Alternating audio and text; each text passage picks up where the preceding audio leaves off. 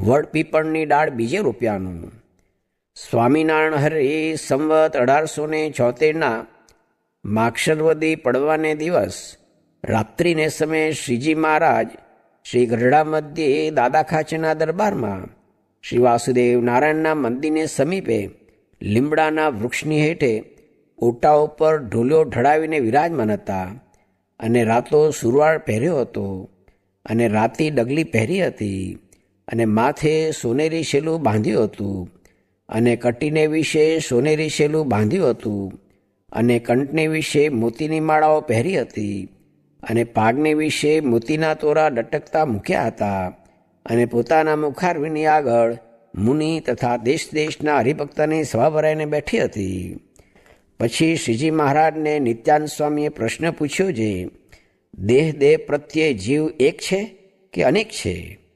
અને જો એક કહેશો તો વડ પીપળ આદિ જે વૃક્ષ છે તેની ડાળખીઓ કાપીને બીજે ઠેકાણે રોપે છે ત્યારે તેવું ને તેવું જ વૃક્ષ થાય છે.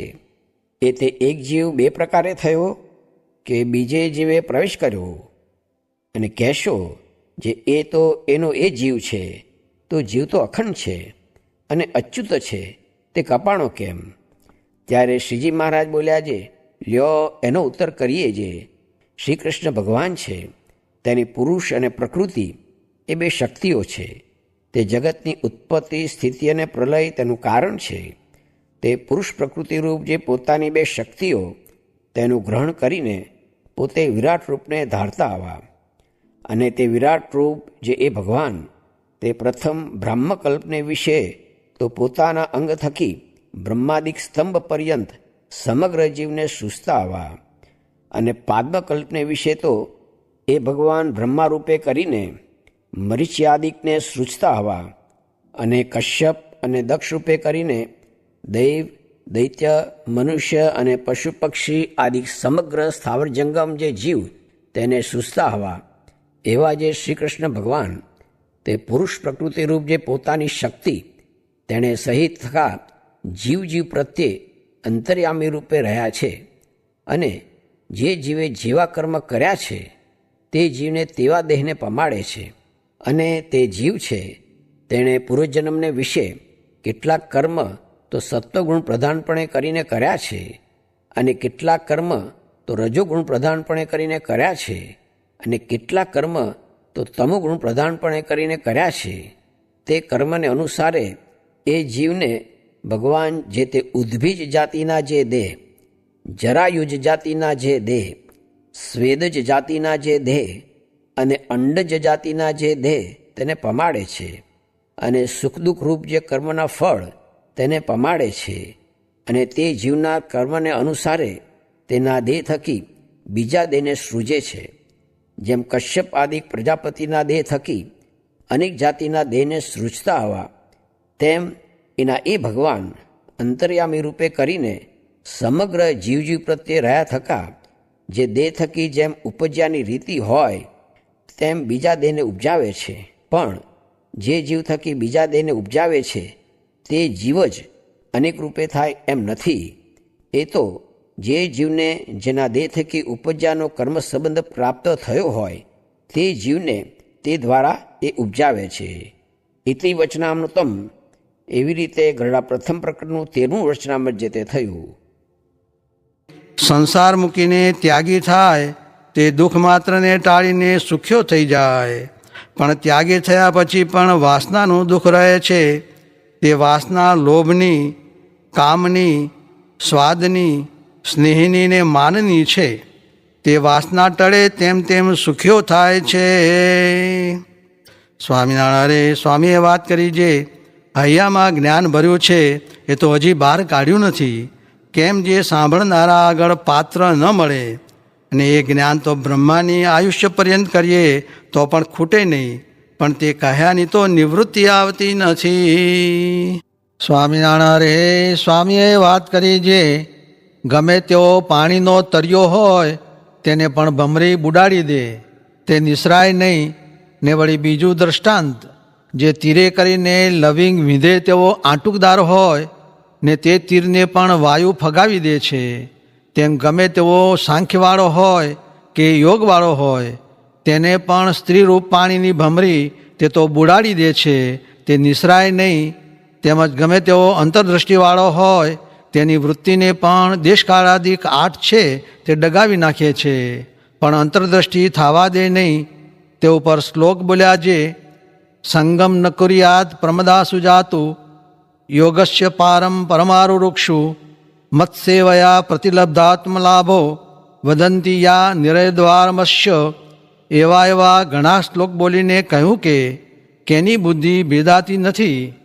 તો કામાદિભીર્વિહીનાએ સાત્વતા ક્ષીણવાસના તેષામ તો બુદ્ધિભેદાય ક્વાપી કાલો ન શક્નુતે.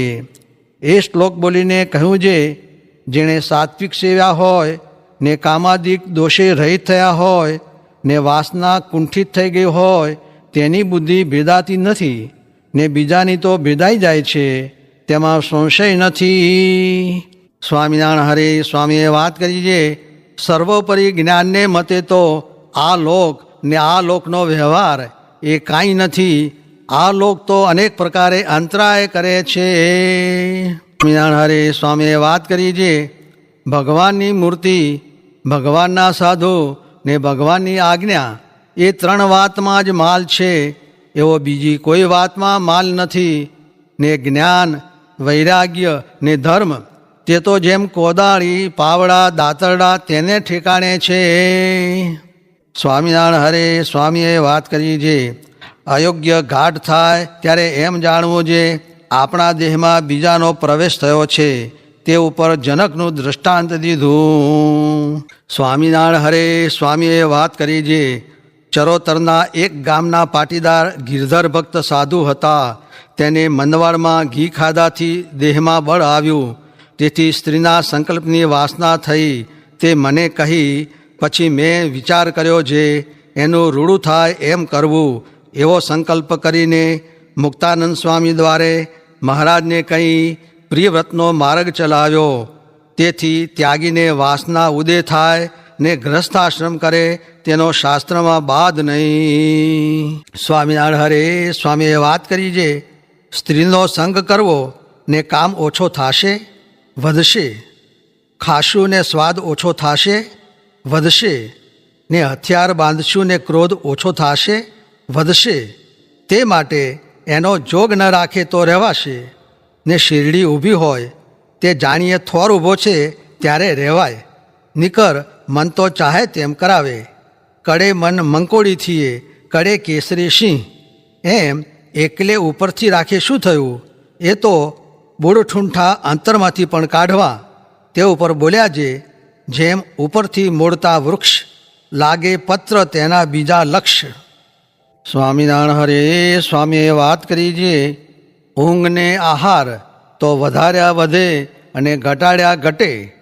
ઊંઘ તો 2 પહોર કરવી સુધી કરે તો, ને ખાવું તે 1.5 શેર સુધી ખાવું. સ્વામિનારાયણ હરે સ્વામીએ વાત કરી છે સ્વર્ગ, મૃત્યુ ને પાતાળ એ ત્રિલોકી લઘુશંકા ચૂંથે છે. તે મોટા સાધુ તો જાણે છે આ તે શું કરે છે.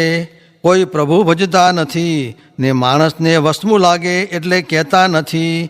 ને સત્સંગ થયો છે પણ બાળકની પેઠે લઘુ ચૂથે છે. ને ત્રિલોકીમાંથી એવો એક તો ખોળીને મારે આગળ લાવો જે મૂતર ન ચૂથતો હોય.